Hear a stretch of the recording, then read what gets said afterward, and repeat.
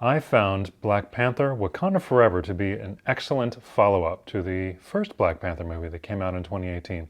Today's Saturday, and I saw Black Panther: Wakanda Forever on Thursday, so 2 days ago, and I happened to go to the afternoon showing, and they gave me this cool coin, which is actually for the double feature, which I did not attend. It's probably not made of vibranium, but it's pretty cool. I meant to do this sooner, so this will be a relatively recently out of the theater reaction.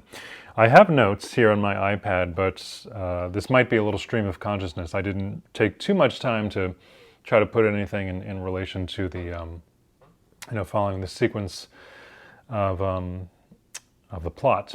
And by the way, this will be a no spoiler review, so don't worry if you have not seen it yet. As I mentioned, I went to the afternoon showing, which was 3:30, and the movie is 2 hours 41 minutes, and I didn't find that to be particularly long. I mean, in the grand scheme of things, in a lot of movies, that would be very long, but I did not feel like I needed to check my watch every 5 minutes saying, when is this going to end?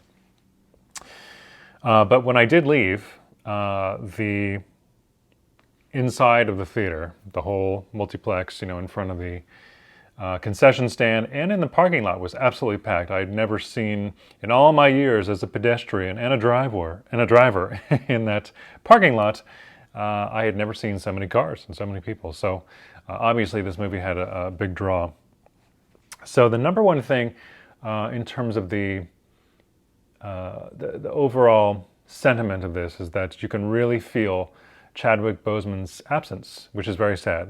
He died of cancer a few years ago, and the makers of the movie had a terrible choice to decide whether to either recast the character of T'Challa or to somehow reframe what they were going to do, totally retool the plot in a way that would honor his memory. And they went with option number two, and I think they, in terms of the lemons they were handed, they made tremendous lemonade. The opening, I must have been, I got a little teary-eyed, and a few other times during the movie. If you've seen the previews, you've probably seen some of the imagery from that tear-inducing, those tear-inducing moments to which I'm alluding. Having gone with the option of honoring his memory and retooling the story around that, I think they did as well as they could have done, and they did it exceptionally well, I find. One thing that really grabbed me about this movie, and obviously the cinematography is beautiful, but what really pulled me in was the music. I was just quite captivated by all the sort of classical elements of African guitar music, and I have a soft spot for that. I've always enjoyed that sort of thing. Instead of just the regular guitar riffs, just the quick succession of notes. It's quite mellifluous and addictive, and I really thought that helped to lend a certain mood to the movie. One that's certainly contributed to the sadness factor that is probably encompassing about 90% of this movie. And then there were times where it was a little more uplifting and provided some more uplifting moments too.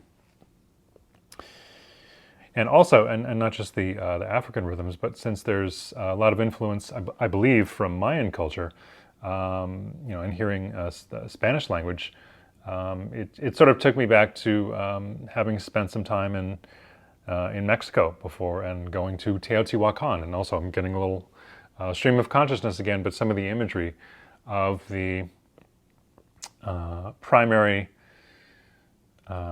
villain, I guess, although his villainous stature maybe fluctuates a bit. That's all I'll say. But when you see that imagery, it kind of almost reminded me of the Quetzalcoatl imagery at Teotihuacan around Mexico City. In terms of movies, in terms of influences from other movies, or almost scenes that looked like they could have been outtakes from other movies, there is one scene that, to me, as soon as I saw it, it looked like it could have been taken right out of The Abyss. I think that was a James Cameron movie. Incidentally, some of the characters in this movie, some might say, look like some of the characters coming up well, in the prior Avatar, but in the sequel that's coming now 13 years later. And then there was also another scene that you've probably seen in the trailer, if you have seen the trailer, that reminded me very much of Arrival, that Amy Adams movie about aliens and trying to decode languages, and how imagery can sort of be a lingua franca. But this was something completely different. But it's interesting how imagery can evoke, certain things to you about what you've seen in other movies. Also interesting, the aforementioned villain, his name is Namor. And by the way, I'm not a Marvel Comics expert by any means, so forgive me if I'm not going into all the wonderful nuances and histories of these characters, because I pretty much just got into all the Marvel stuff during the pandemic, when we had a lot of time inside.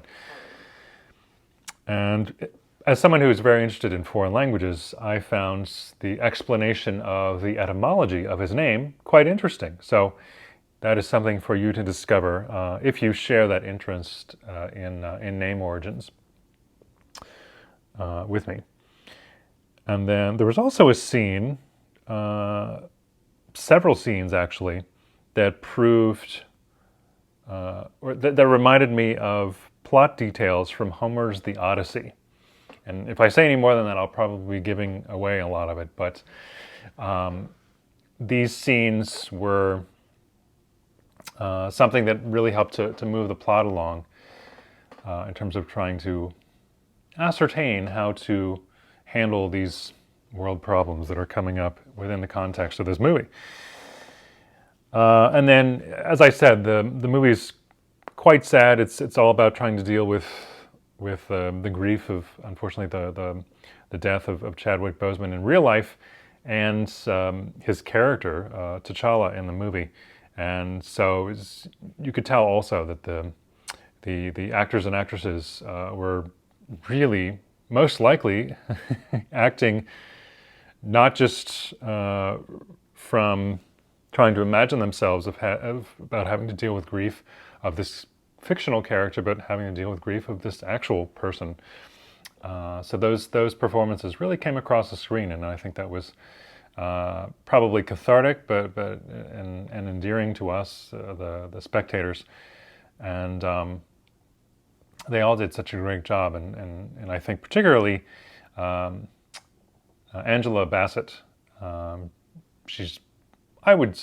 think comic book movies usually have trouble during the award seasons in terms of getting recognition because they're more entertainment and less artsy, I guess. But I think she would be worthy of a Best Supporting Actress, not Oscar, or Golden Globe or whatever. So we shall see. And then let's see. Also, Riri Williams. She's a character in the movie.